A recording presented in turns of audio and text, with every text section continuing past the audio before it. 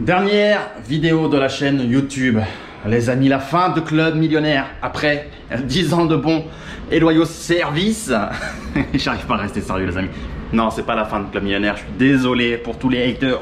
Mais on va encore continuer un petit peu. Vous pensez franchement pas que je vais vous abandonner comme ça après 10 ans, presque 11 peut-être d'activités en ligne, de vidéos et compagnie. Et évidemment que c'est pas la fin, mais peut-être que certains d'entre vous se demandent d'ailleurs pourquoi pendant 2 mois il n'y a pas eu de vidéo sur la chaîne YouTube.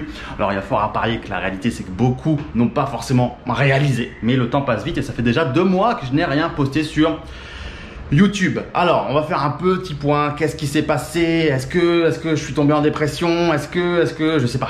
Qu'est-ce qui s'est passé? Pourquoi pendant 2 mois il n'y a pas eu de vidéo? Ça me ressemble pas, moi qui ai eu un rythme très régulier sur les dernières années, toutes les semaines. Qu'est-ce qui s'est passé? Petit point. Déjà on est en Corée du Sud. On est ici à Séoul. Alors ici, c'est un endroit où j'étais pas censé rester en Corée du Sud. J'étais censé venir pour 5 jours. Ça fait déjà 5 semaines que je suis ici. Bon, je t'épargne les détails. Il se passe des choses, on reste là. Donc voilà, j'ai pris cet appartement pour commencer pour 1 mois. Alors peut-être que tu vas te dire, mais Raph, ton lit il est dans le salon. C'est quoi ce bordel? Eh bah ouais, ici en Séoul, il faut savoir que, je change de sujet direct, mais que l'immobilier est extrêmement cher. Renseignez-vous sur ce marché, c'est les mêmes prix que Paris, New York, des grandes mégalopoles. Le mètre carré coûte une tonne ici. Et les locaux vivent dans des micro-logements et passent leur temps dans des cafés parce que chez eux, c'est clairement pas agréable. Il y a peu de lumière, c'est tout petit, tout est dans la même pièce. Donc, figurez-vous que d'avoir de l'espace comme ça, c'est déjà énorme. Alors que pour moi, franchement, j'ai eu l'impression de downgrade ma qualité de vie. Tu rentres, tu es dans la cuisine, boum, tu as le salon, tu as le bureau, tu as le coin salon, tu as ta chambre. Bon, on est dans le meilleur quartier de Séoul, on est à Gangnam pour ceux qui connaissent, c'est également le quartier le plus cher de Séoul, donc ça n'aide pas non plus. Mais bref, parenthèse refermée les amis, qu'est-ce qui s'est passé sur ces 2 derniers mois et j'ai même envie de te dire sur ces derniers trimestres. En réalité, je bosse sur un projet qui me tient à cœur et que j'ai pu mettre à exécution précédemment. Pendant la pandémie, en sortant, tu me vois venir peut-être le livre La magie des dividendes. Donc pendant la pandémie, on était enfermés. Donc il n'y avait rien d'autre à faire que passer ces journées à écrire La magie des dividendes. Ça a été un gros booster pour moi parce que il n'y avait pas de distraction et j'écrivais littéralement jour et nuit. Maintenant, la réalité, c'est que je bosse sur un autre ouvrage qui est dédié aux startups qui va s'appeler La magie des startups, les amis. Donc ça prend du temps d'écrire un livre, surtout pour ceux qui ont lu mon livre précédent, La magie des dividendes, et qui ont vu à quel point le livre était déjà gros. Il pèse toujours 1 kg 704 pages. Alors celui sur les startups sera un poil plus court, mais il est quand même solide puisque j'ai terminé l'écriture et c'est pour ça que je vous fais cette vidéo aujourd'hui. On a 359 pages sur Word, donc ça va quand même faire un très beau bébé. Et l'objectif de ce livre, qui m'a pris plusieurs trimestres, très sincèrement, j'y ai fourni un travail encore une fois de malade. Sauf que cette fois, on n'était pas enfermé chez nous. Donc, j'ai continué de vivre, j'ai continué de voyager, de sortir, de rencontrer du monde. Et donc, j'ai mis plus de temps qu'espéré à sortir ce livre. Mais j'ai vraiment voulu prendre mon temps pour vous produire quelque chose d'extrêmement qualitatif. Vous me connaissez, j'aime pas travailler bâclé. Et sur un sujet comme les startups où je risque d'attirer des profils CSP++, j'ai pas le droit à l'erreur. Alors, c'est pas que j'avais le droit à l'erreur avec les dividendes, hein, on a été très sérieux.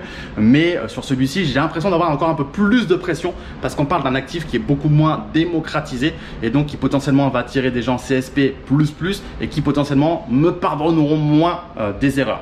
Donc bref, les amis, en tout cas, on a pondu quelque chose pour lequel je suis extrêmement satisfait. Là, on est en plein dans l'étape de la relecture, de la couverture, du formatage, je te la fais courte, ça t'intéresse pas, mais de tout ce qui est dépôt Lego et compagnie.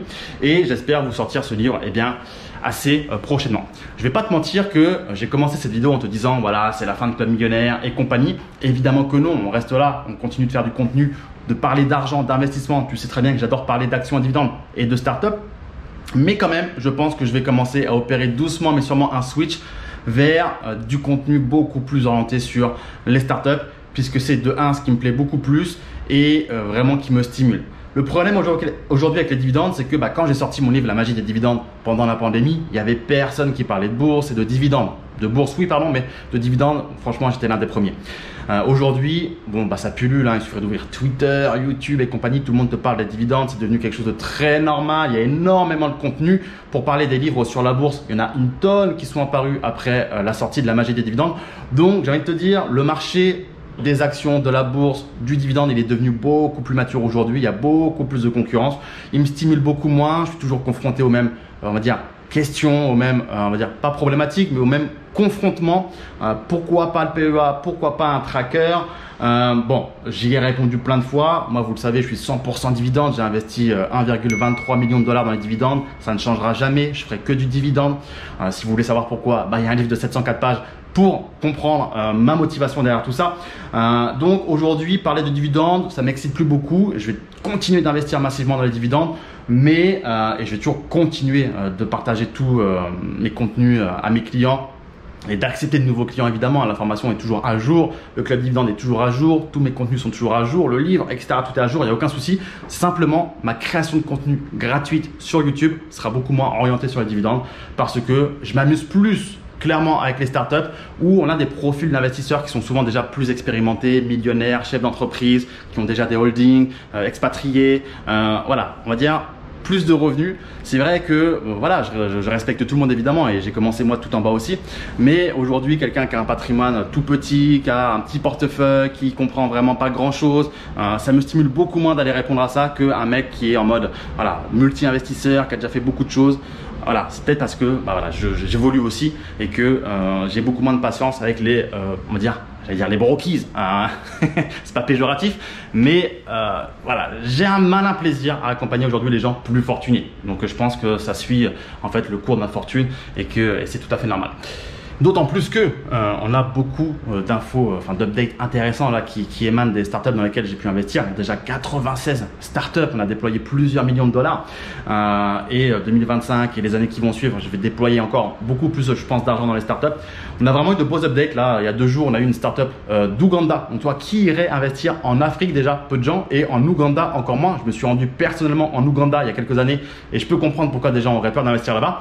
Et figurez-vous qu'on a investi dans une startup là-bas du Y Combinator qui est la 17e entreprise avec la plus grosse croissance d'Afrique. Donc c'est insane ce qu'ils sont en train de faire. Ils ont déployé plus de 100 millions de capitaux puisqu'ils font du prêt aux petites entreprises africaines en Ouganda et au Kenya, qui est un gros hub le Kenya, et ils ont déjà prêté plus de 100 millions. Donc c'est énorme. On a également finalisé là il y a quelques jours un nouvel investissement dans une startup qui elle pour le coup est confidentielle mais qui présente une traction de malade, c'est-à-dire qu'en seulement 3-4 mois ils ont en client les plus grosses institutions financières comme Wise, Revolut, Interactive Broker et j'en passe. Donc c'est juste insane. Imagine, tu crées ta boîte aujourd'hui et dans 3-4 mois tous ces noms là sont tes clients. Encore une fois, la puissance du Y Combinator. On a eu un update hier d'une boîte également du Y Combinator, du portefeuille américaine qui reçoit plusieurs offres d'acquisition refusées par le fondateur parce qu'il veut évidemment aller plus loin. Ce matin, j'ai eu un update d'une autre boîte américaine du portefeuille qui continue sa croissance. Comme ça, donc c'est génial, ça avance bien. Il y a Kraken également aussi ce matin qui a annoncé sortir cette nouvelle fonctionnalité pour pouvoir permettre aux non-américains d'acheter des actions américaines tokenisées. Donc je sais pas si tu as suivi, mais c'est une news de malade et on a investi également dans Kraken en 2019. Bref, il y a beaucoup de choses et ça m'excite beaucoup plus parce que bon, les dividendes c'est génial, c'est passif à mort et c'est ce que je recherche dans les dividendes. Ça me verse tous les jours quand je me réveille, 118 $ par jour de dividendes tous les jours que Dieu fera et aussi longtemps que je me lèverai. Donc c'est vraiment ce que je suis venu rechercher avec ce portefeuille et je vais investir encore tous les mois dans les dividendes sans faille pendant de longues années.